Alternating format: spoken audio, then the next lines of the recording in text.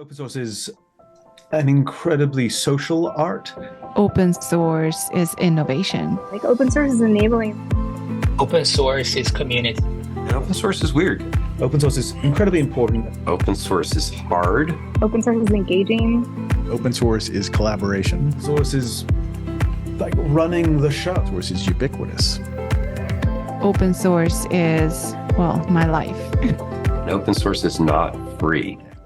Hello, my name is Ildiko. And I'm Phil. And this is the My Open Source Experience podcast, where Phil and I will talk to open source veterans, newbies, their managers, and just really anybody who is either already involved in the open source ecosystem or would like to. This podcast will be all about the individuals, their voices, and their experiences that they've been through ever since they started to think about open source or getting involved in open source. Yes, we'll show the various different types of open source communities that are out there, some pluses and minuses, and how to navigate them. Before we dive in, let me give you some important reminders. People on the podcast participate as individuals. They do not represent any company or organization. All the thoughts and opinions are theirs. People share their stories and experiences, the way how they went through them and how they remember them, and reflect how those experiences affected their lives, influenced their decisions, and just changed maybe their careers or lives back then or ever since. Welcome to the My Open Source Experience podcast. Today's episode is a mid-season one, so we prepared something a little bit unusual for you. We are bringing back all the guests from the season so far, and we are showing you topics that we haven't talked about yet. So what are these? Today we are covering being on the board of an open source foundation, personal and corporate goodwill, career choices in or influenced by open source, how not to fork, and last but not least, ugly babies. Enjoy the show.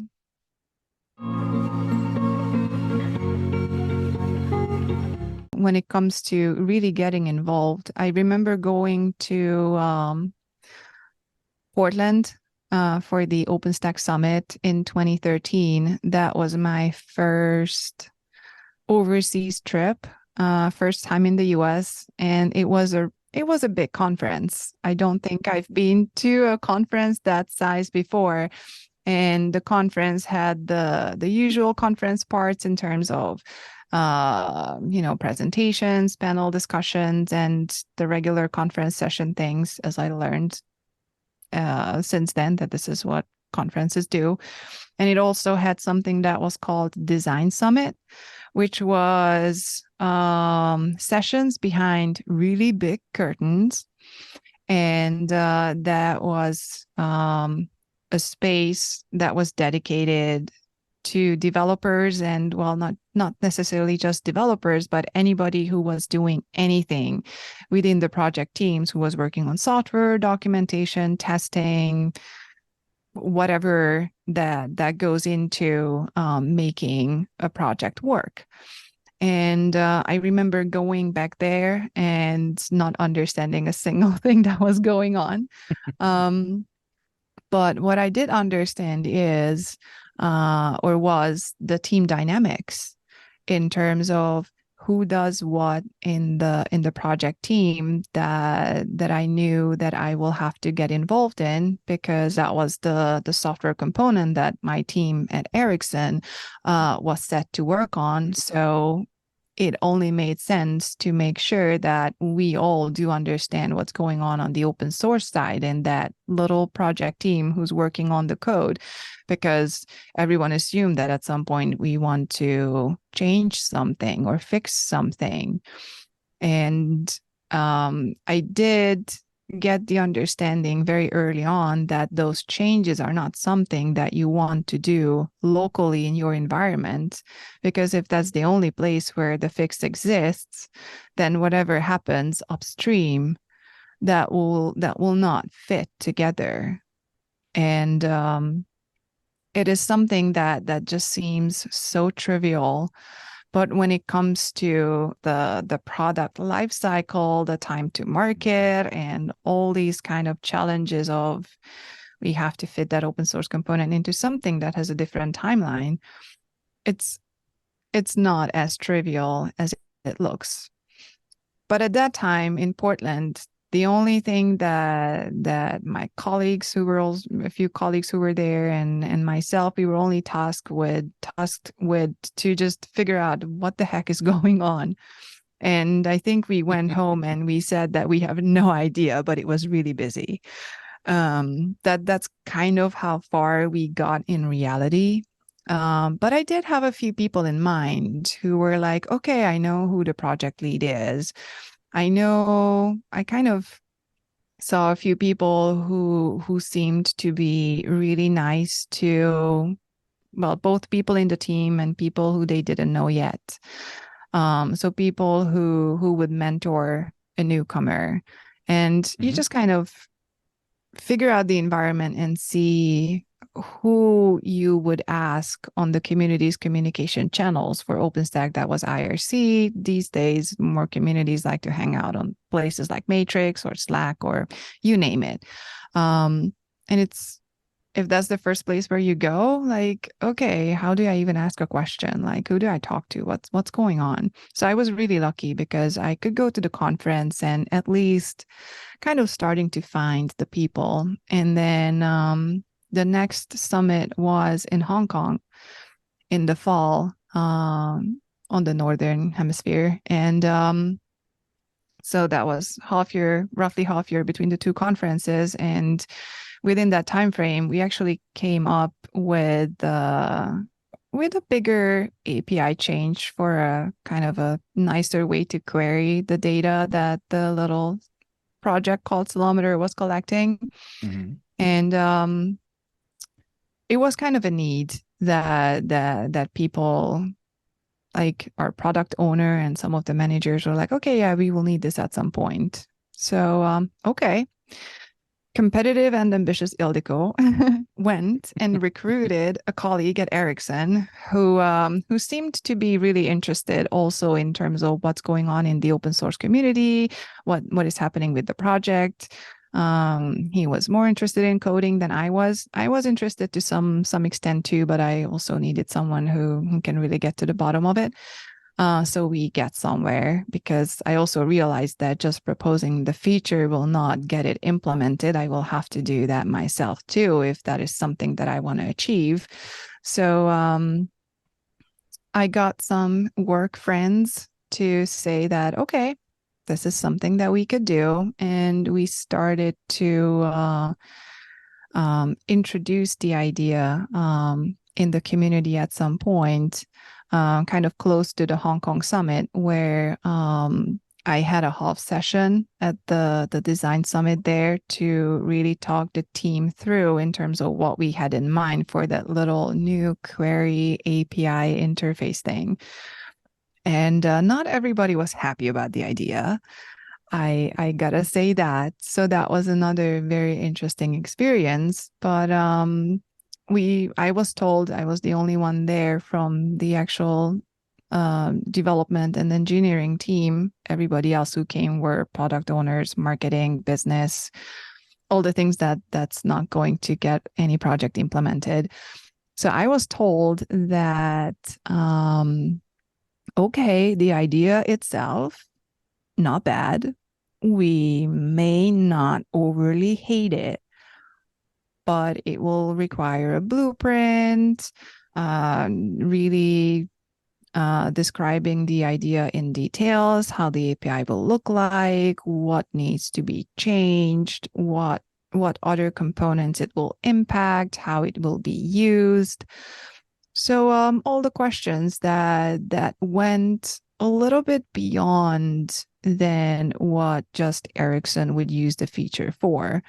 So that's another, I think, interesting and sometimes maybe counterintuitive, but at the end of the day, really useful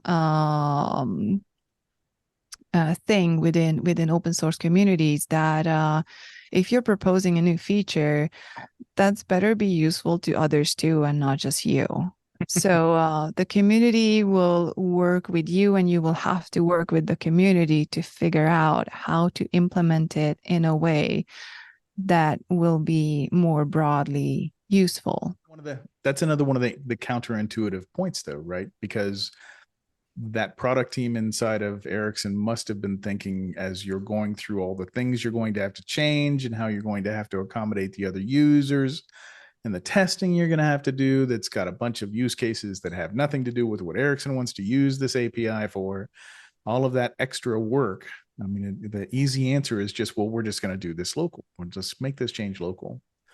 But that causes a problem a few months down the road when you want to try to keep up with that upstream project, and it's moving at a pace that you really can't, and hold on to those specific isolated changes that you're trying to keep just in your version.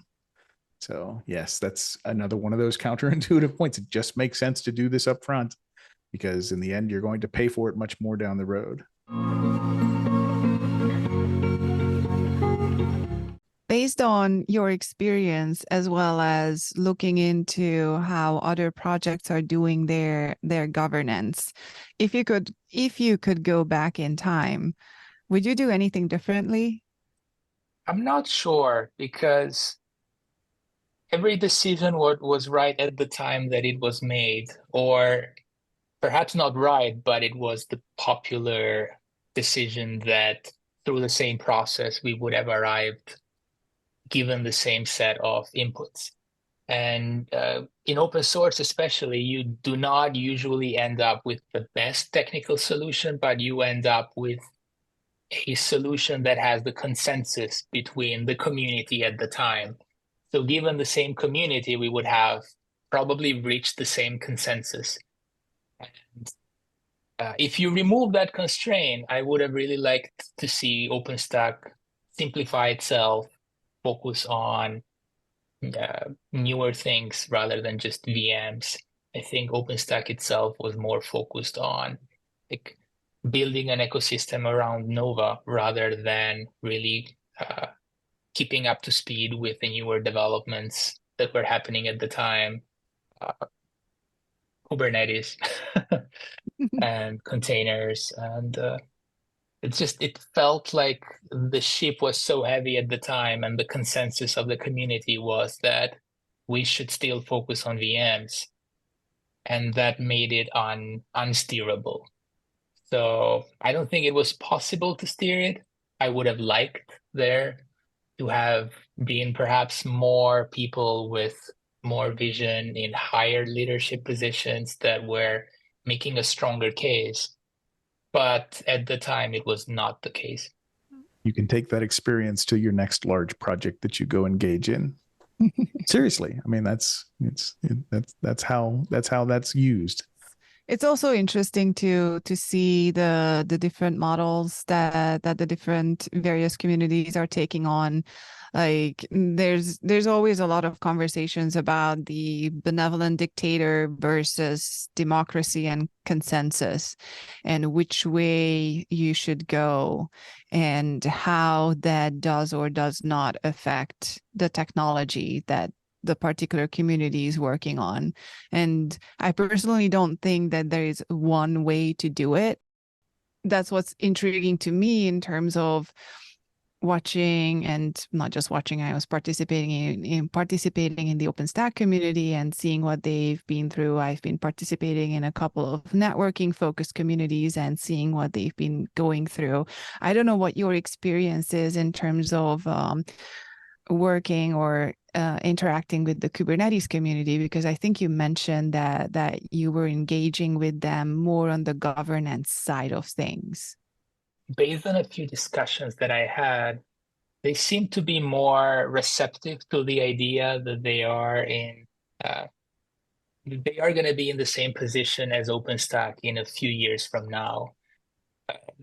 Dwindling contributors, more resources being pulled, perhaps those resources being reshifted from Kubernetes itself as it's growing and it's maturing into a project that is more of a an API for other services to build things on top of, which I think is what we're seeing right now with the entire Kubernetes community and also with the CNCF Foundation.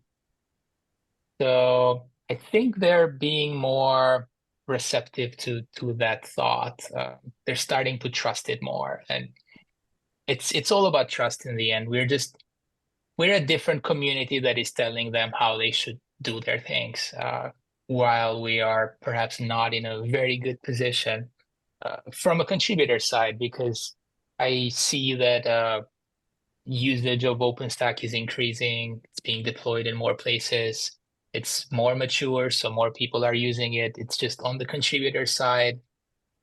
It's less of the shiny new thing, so not as many people are working on it.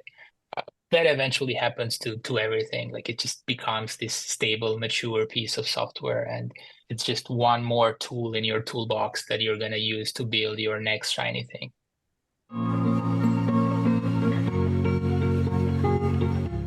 I do have experience with the trying to kind of convince people not to fork.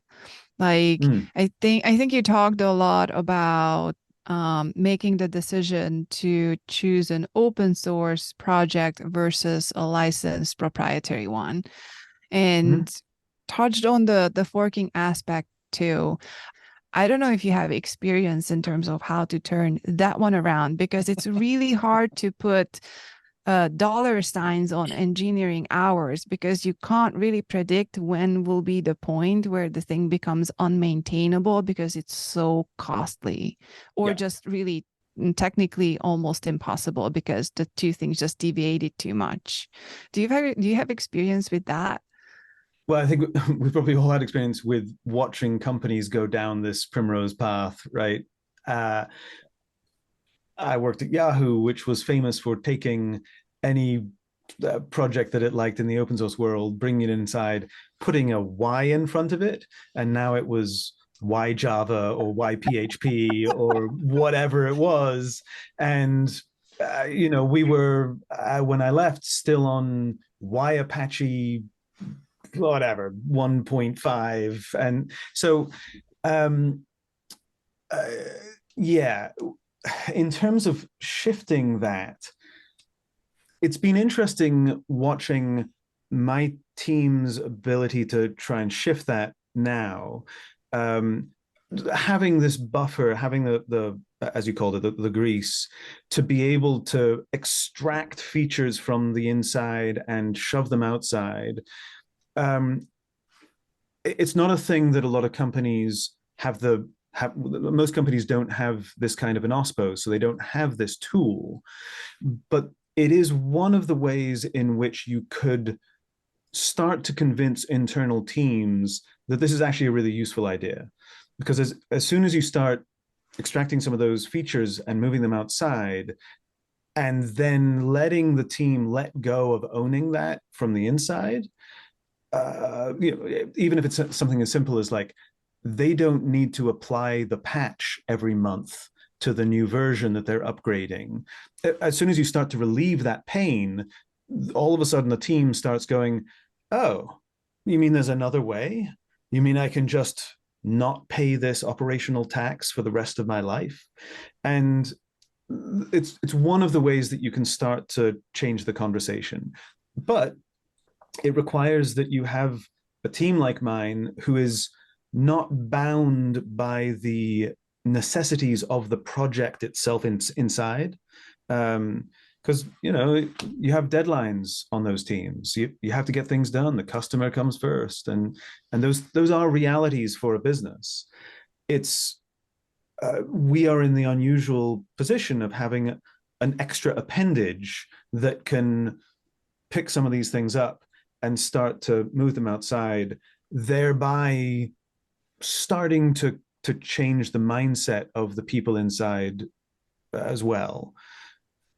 So that's one example. To give specific examples, we did that with OpenTSDB.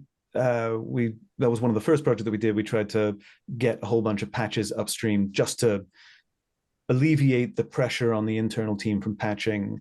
a whole bunch of the work that we do in OpenStack is trying to get fixes that we have landed inside outside, so every time we upgrade we do less work overall.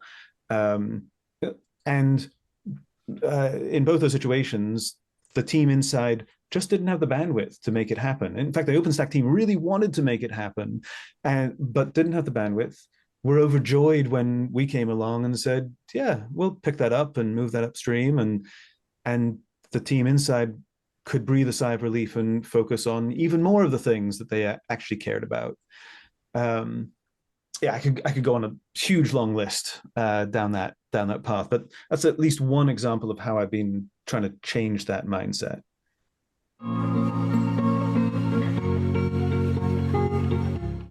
And open source is weird because one of the challenges with open source is that you typically believe that everything you build is going to get used by a community, especially in like OpenStack, where a lot of stuff you're building is being used by a broad community.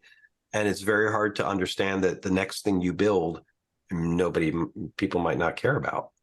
And so right, we definitely had this element of, well, everything OpenStack builds is going to get big adoption and interest. And that we got a little bit high on our own product. A little bit of hubris there. Yeah. Yeah. And I think that took us off mission. Cool. I'm not sure that is something that can be avoided fully. Like, who will ever tell you that their kid is not the prettiest and smartest and funniest of all? It's funny. Open source actually, one of the greatest gifts you can get in open source is somebody saying your baby's ugly. That's actually one of the reasons why SUSE started partnering with OpenStack is they sat down with us and they had a your baby's ugly meeting, and they expected us to be angry and defensive, and we're just like, you're right, it is. You can help us make it better, or you can build your own ugly baby. It's up to you. And that disarmed them, and they were like, oh, okay, well, you're not defensive. We'll partner with you in that. But the number one skill that open source is very much like this, but anything is that you need to sit down and listen when somebody's saying your baby's ugly, even if they're doing it like, oh, what a beautiful hat. Yeah. You have to be attuned to hear the comment that people aren't making too, because that's how you grow.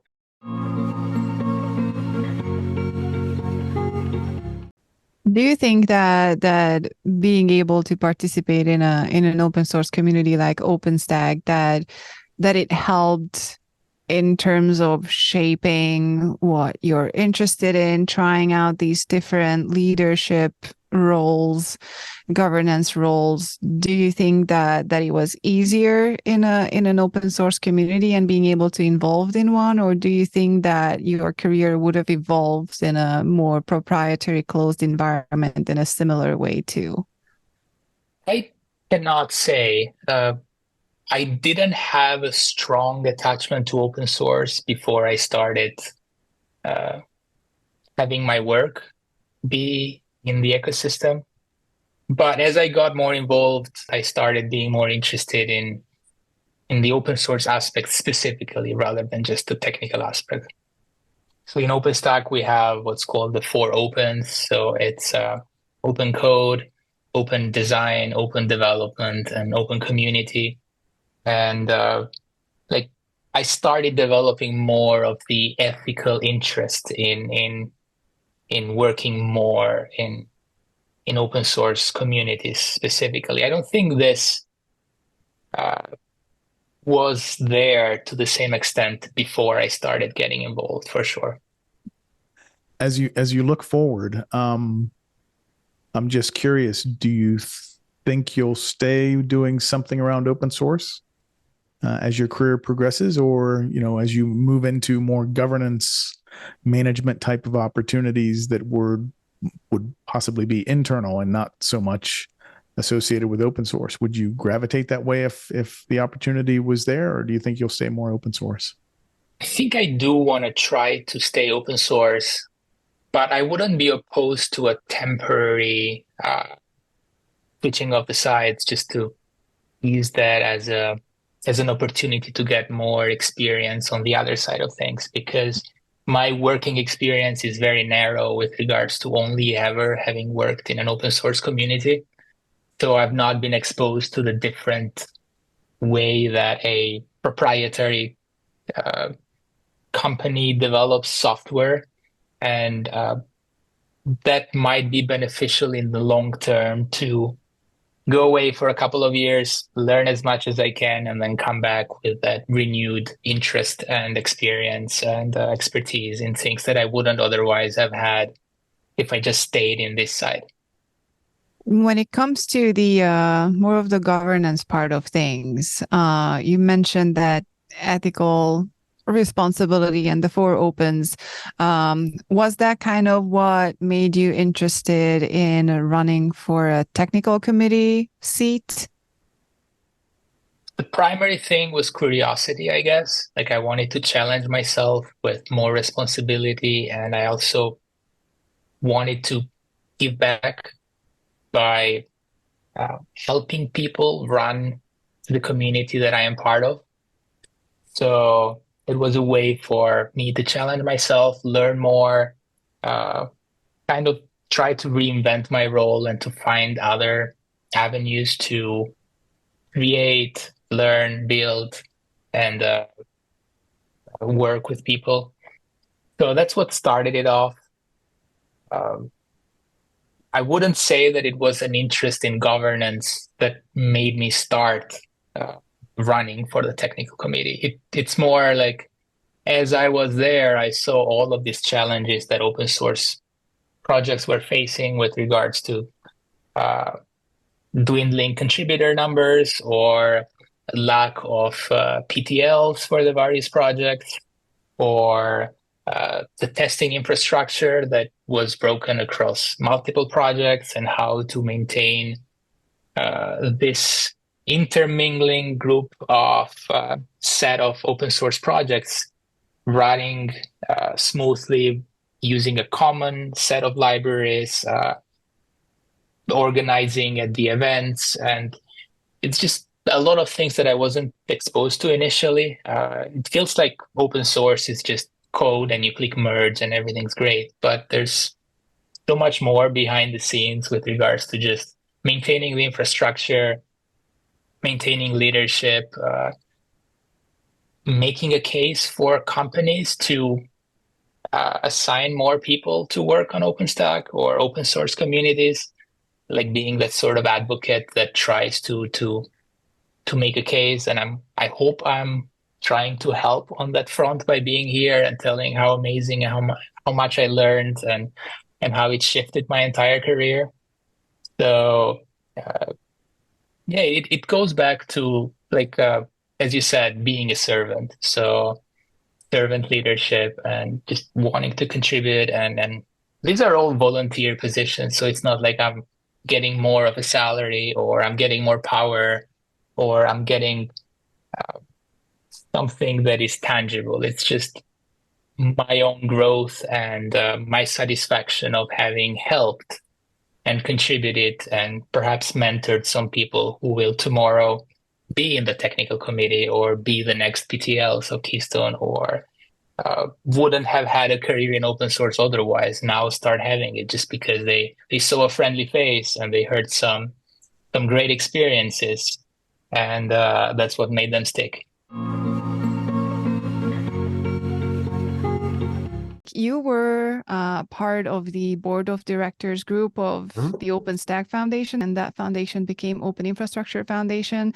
And that is, I assume, is a completely different experience than being in the open source community and doing things in open source.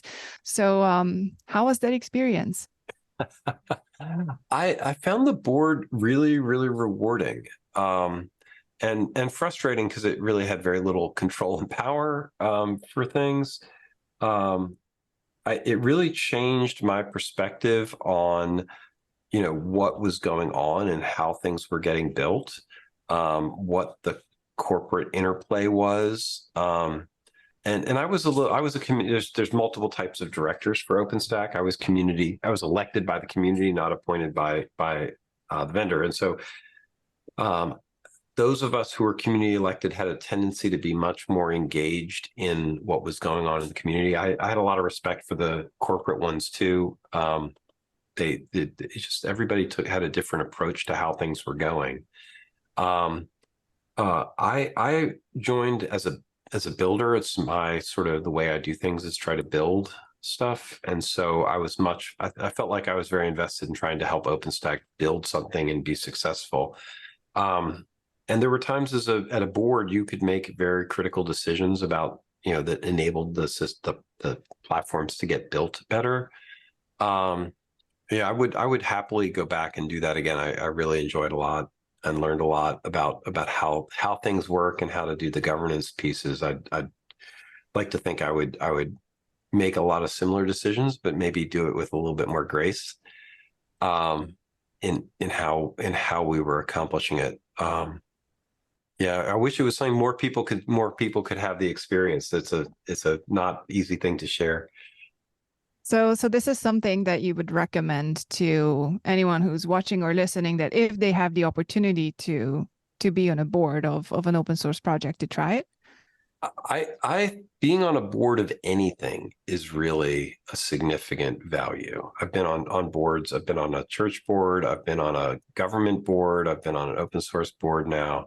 I'm on, of course, RackN's board, and there's a behavior that people, it's different, right? You are watching and monitoring, not as much doing and active, and so it's a different approach to how you handle different engagement. It's very powerful, but it definitely forces you to step back and think about and watch how things are going, while you have a fiduciary responsibility to making sure that things are actually done right. So yeah, it's a really important responsibility from that perspective. And there's a lot of places for people who are like, oh, I'd love to be on a board. There's actually a lot of boards that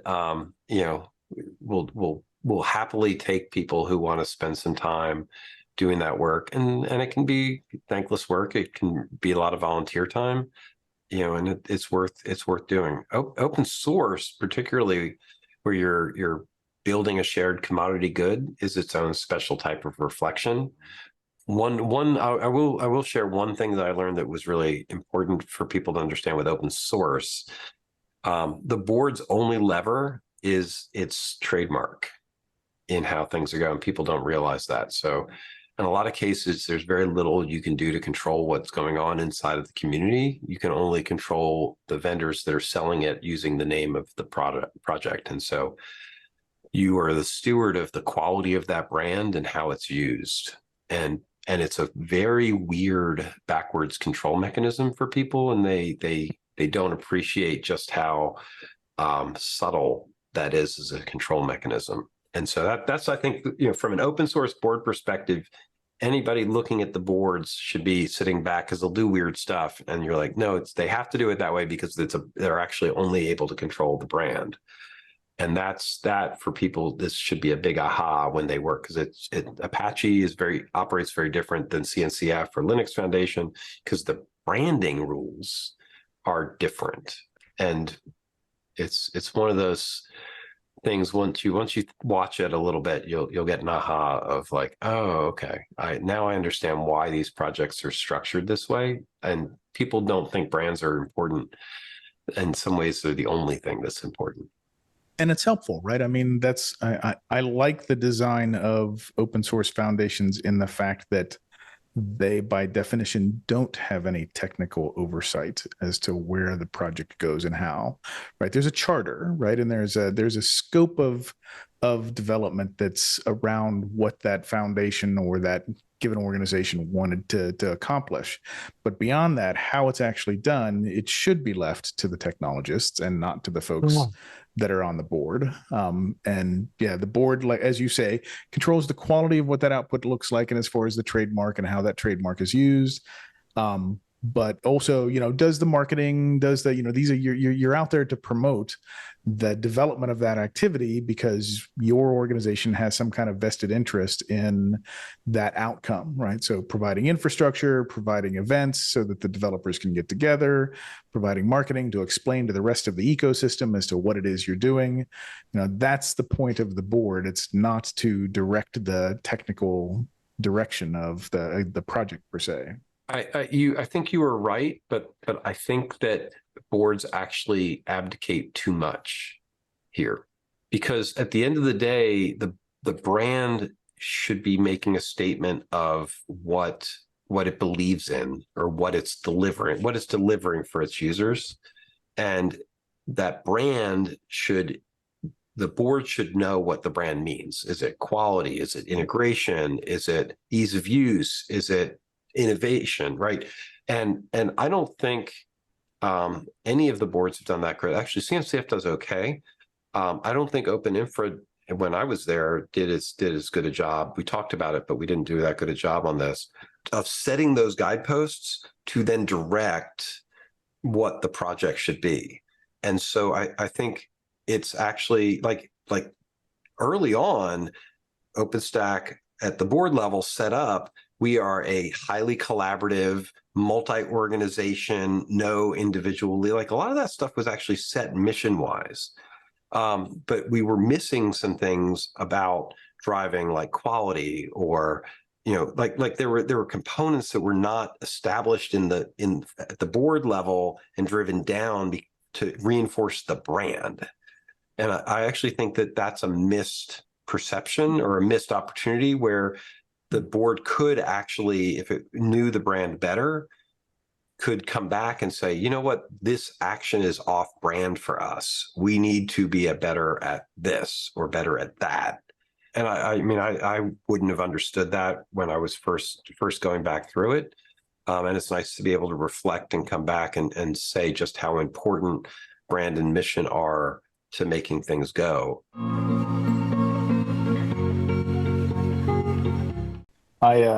I've been starting to use a set of terminology, and I'm curious to try them out on you to see how they resonate.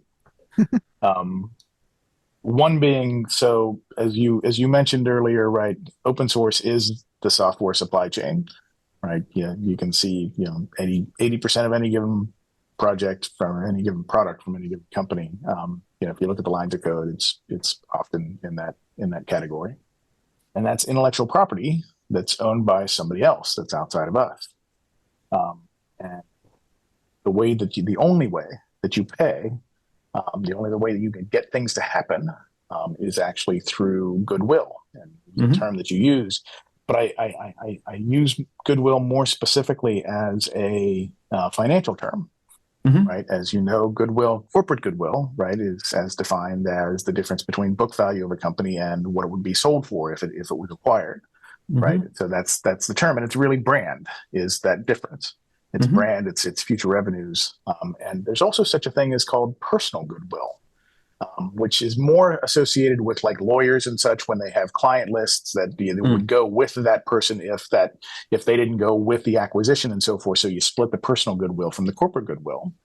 And I see some tremendous analogies of that between open source projects, right? I mean, you do the marketing, you do that communications because you're building goodwill for the company into those open source projects, so that when you do come knocking for something that you need assistance with, they know who you are and they know you stand for good things. You're not a leech, you're not an adversary, you're a friend, right? Yeah. And so it's a very social structure, right? And that's really what we're doing with the open source developers that are in your group. They are building their personal goodwill. They become an IP asset to the company. It's important to keep them because you lose access to a piece of that software supply chain network if you lose them. Yeah. And so it's much more financial terms in talking. I'm just curious if that resonates with you, because I've started to kind of roll this around in my head as a way to describe this. And was curious, given you faced the same challenges that I have, it sounds like, in describing this to management, as to how this works. So, absolutely. Well, the other term, of course, is social capital, which is a financial term. Like, it is somewhere in our brains measurable. And the easiest way to talk about that is how we've had to engage in various companies that are run by, various projects that are run by various big companies. We've done a bunch of work on MS Build and NuGet with Microsoft, or Ozone with Cloudera. And in both those situations, you can't just waltz in and be like, yo, you're doing it wrong. Here you go. Here's a brilliant PR. Take it or leave it, buddy. In both of those cases, there was we did want to get something specific done, but we knew that in both cases, features, re-adding features to MS Build and building the snapshot feature in Ozone, both of those features were large and hairy. And we knew that we were going to get ignored if we just came in and started working on it. As a precursor to working on that, we did several months worth of working on low-hanging fruit, just coming to the table with good, positive work, and eventually those communities had to acknowledge that we existed and learn who we were and what we were about, and that we weren't trying to take over the project, and that we weren't interested in selling Ozone ourselves. We weren't trying to blow up the Microsoft community or whatever, like that they could trust us, essentially. We built that social capital with the teams that were running the projects, and were eventually brought into the fold and able to achieve what we were ultimately hoping to contribute to the community, but only because we built the social capital first. I haven't thought so deeply about the second part of what you said, which is the value after you've built that personal capital, what do you call it, personal brand, It's personal goodwill. It's literally it's a term with the IRS. Yeah. Oh, maybe I could put that on my tax returns. Is that worth anything? Is that? Yeah. But we recently had somebody on our Armada team who, because of the nature of the Armada project, we had them working on Kubernetes upstream fixes, and he built a brand for himself. He became known within that community as somebody who knew something about Kubernetes and was good at what he did. And last month he left to Red Hat. And so, we still have some of the benefit of his work, but he's not here any longer. And so we lose out on a lot of that personal goodwill that you point to. And we haven't had a ton of that in our group, fortunately, partly because I think a lot of people love the position of being able to contribute to open source and getting paid a regular salary to do it. So we have a compelling premise for a lot of engineers anyway. But you're right, it is a sort of a liability. We have to put ourselves out there in the community. We do need to build this positive image. And the risk we run is that the people that we have are going to get picked up by other people, and we're going to lose that asset. Not to think of people as asset, but yeah. But they are. I mean, you're right. I mean, good developers, the whole, developer productivity is different, right? And developer productivity who knows open source is higher if that's the type of work that they're doing. And for me, it's back to kind of rewards and recognition, right? Recognizing that this person is building that brand and is building that value outside. If that value and connection is important to you, then reward that to keep them. And if not, then like you say, then you're okay with them going someplace else. You're still going to get some level of value because you still know somebody who's invested in that network, and as long as everything stays on good terms, you're going to reap that value even after they leave. But if you want them to stay, then you reward it. In some cases, it's it's not just a matter of monetary reward. It's some of the other intangibles that they perceive they'll get at a different place, or a different broadening of their role, or that there are other reasons why people move on. And I think, as not that I've thought too deeply about this yet, but my general sense is that you have to be okay with that risk, that that you have to believe that at the end of the day, that all of these things are going to, as long as you, as you say, you stay on good terms, that you're letting your goodwill go out into the world, even if it's not working for you directly anymore, that it will still come back to help you in some way, shape, or form down the road. That's kind of what I have to believe in order to continue to have a public team engaging publicly, acknowledging that a whole bunch of my, all my team is really good at what they do, and that people can see that publicly. It's a risk that we have to take. And on the flip side, we may lose people because of that. On the flip side, we're hopefully being able to attract more people to the company overall because of the good work that we're doing. So it's I feel like there must be a balance like that is at the end of the day in our best interest. In my personal experience, I would say that, the vast majority of developers that I meet, they just want to be treated right. They're not after the rapid paycheck, and they're different. They want to create cool stuff that works and other people can use, and they want to work with smart people. And working in open source, like you said, gets them that ability. So yeah, I haven't found a lot of people. You're right. I mean, it's always going to be the case that people move on. There's always going to be somebody who wants to try something different, and and that's good. That's goodness. But I don't find it to be that big of a risk, I guess, is what I'm saying. And if you tell me your attrition rates are horrid in your team, then I'd go, maybe I'm wrong, but I would expect that that's not the case. They're incredibly low, actually. We've anticipated way more natural attrition than we have, and I would chalk that up to the fact that, as you say, people like to do good work that other people can use. And that's the thing that a lot of developers are missing in their corporate jobs, where they're writing code that will never see the light of day, and they're unhappy because of that. And as a result, our attrition has been low because of that. And with that, that's all, folks. That was our episode for today. I really hope that you enjoyed the show. This season is full of very interesting topics like open source in academia, mentorship programs, how you design and develop infrastructure in a project together with thousands of people, and a really interesting one, money in open source. Stay tuned, because the next episode is just around the corner. That was my first experience. Oh, I loved it. Y'all had me telling stories that I haven't even thought about. And Thank you so much for having me here. It was a pleasure. I will have coffee with the two of you any day for the rest of my life.